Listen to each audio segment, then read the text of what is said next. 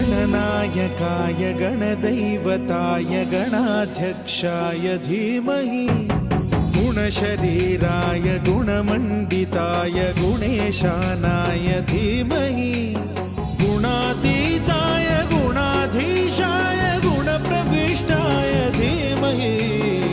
एकदन्ताय वक्रतुण्डाय गौरीतनयाय धीमहि गजेशानाय भालचन्द्राय श्रीगणेशाय धीमहि